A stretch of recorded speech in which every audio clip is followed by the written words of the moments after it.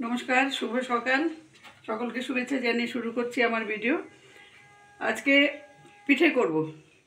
এই কড়াইতে জল দিয়েছি, দিয়ে একটু লবণ দিয়েছি, জলটা ফুটে গেছে আমার। এর মধ্যে দেব সুজি।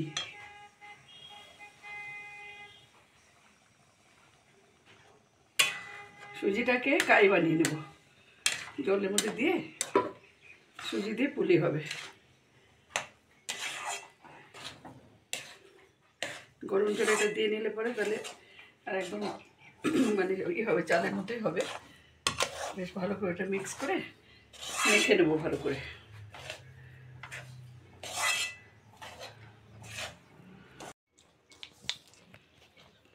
এই যে গুড়টা গরম গরম হয়ে গেছে, গুড়টা আর একটু হবে, কিন্তু এটা তো নাড়ু করবো না, একটু নরম নরম থাকলেও ক্ষতি নেই। আমি নারকেলটা মিক্সিতে পেস্ট করে নিয়েছি, আর একটু বাকি আছে।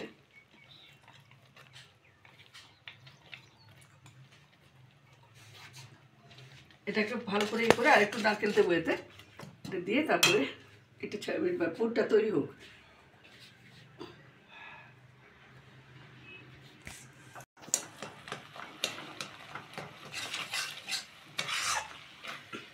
এই যে আমার নারকেলের পুরটা হয়ে এসছে, এটাকে একটু ছানা দিয়ে দিলাম এর ভেতরে। খোয়া তো এখানে নেই, একটু ছানা দিয়ে দিলাম এর সাথে মিক্স করে। দিয়ে এটা হয়ে গেছে মোটামুটি।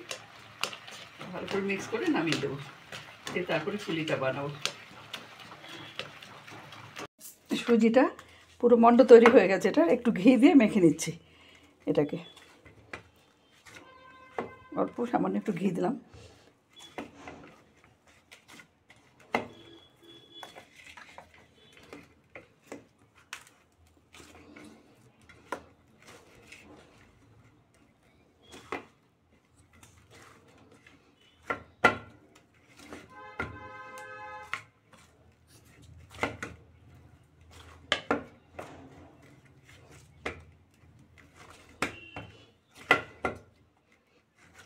হয়ে গেল মাখাটা, এবার বানাবো পুলি।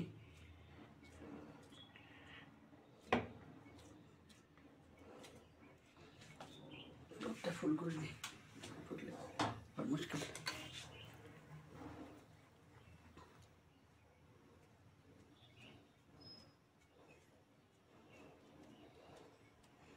পুলি তো আপনারা আমাদের বাঙালিরা সবাই জানে, চালের গুঁড়ো দিয়েও হয়, আমি সুজি দিয়ে করছি। একটু নরম হয়, চালের গুঁড়ো দিয়ে করলে শক্ত হয়ে যায়, অতটা ভালো লাগে না। তাই আমি এটা দিয়ে করছি। আর এই পুরটাকে এখনো গরম,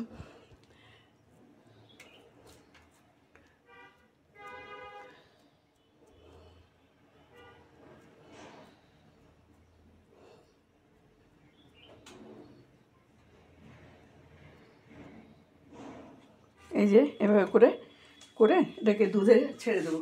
দুধটা বসিয়ে দিয়েছি এখানে, দুধটা হচ্ছে করে কিছুটা দুধে দেবো আর কিছুটা ভাজবো একটু ঘি দিয়ে।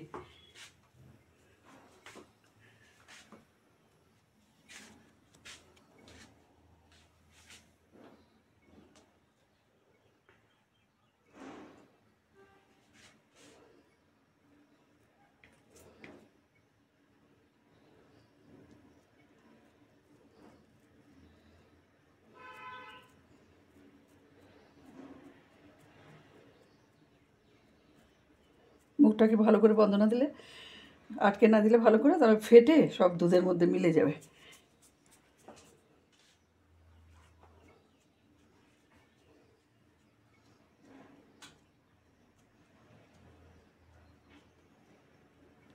সুজি দিয়ে করলে একদম নরম তুলতুলে হয়, খুব ভালো লাগে খেতে। এভাবে প্রত্যেকটা করে নিই, করে আবার দেখাচ্ছি আপনাদের। দুধটা আমার পুরো ফুটে গেছে, ভালো করে একদম জাল হয়ে গেছে, এটা 2-3 দিন হয়ে গেছে দুধটা। দিয়ে দিলাম চিনি, এবার দিয়ে দেখি না। মধ্যে হাতা আছে নাকি, চামচ আছে নাকি? না দাঁড়ালেও হতো।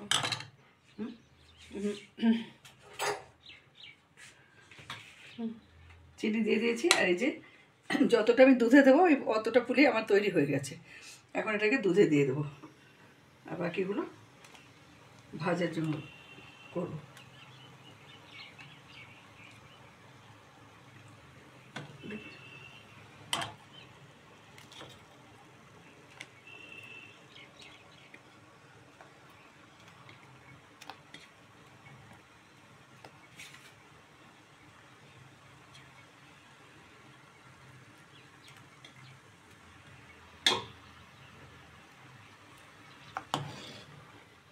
দিয়ে দিলাম দুধে, এটা হোক, একদম ঘন হয়ে যাক, ক্ষীরের মতো হয়ে যাবে, তারপর নামিয়ে দেবো।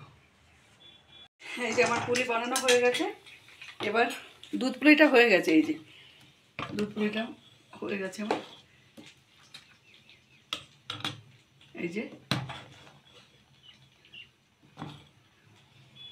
আর এবার হবে ভাজা পুলিটা। দিয়ে দিয়েছি কড়াইতে, ঘি দিয়ে দিলাম।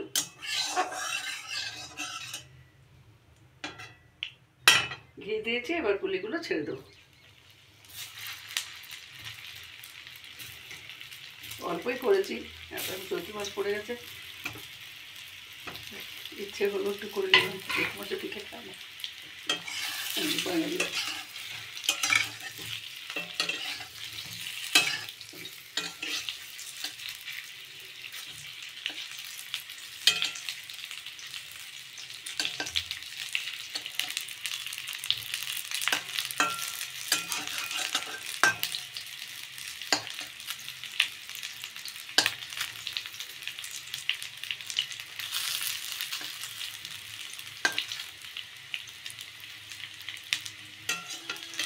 ঘিটা একটু মাখিয়ে দিলে, মানে এতটুকু বেশি করে দিলে নষ্ট হবে ঘিটা, তাই না?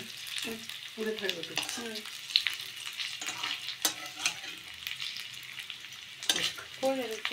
হ্যাঁ, সিমারে পরে ঘিটা গরম হয়েছে তো, সব একটু লাগিয়ে দিলাম চারপাশে, তাও একটু ঘিয়ের মধ্যে থাকে, পরে একটু সম্ভব দিলে। এই যে ভাজা পুলিটা বসিয়ে দিলাম, আর এই পুর বেঁচে ছিল, পুরটা দিয়ে এই নাড়ু করে রাখলাম, এই যে কয়েকটা 12টা।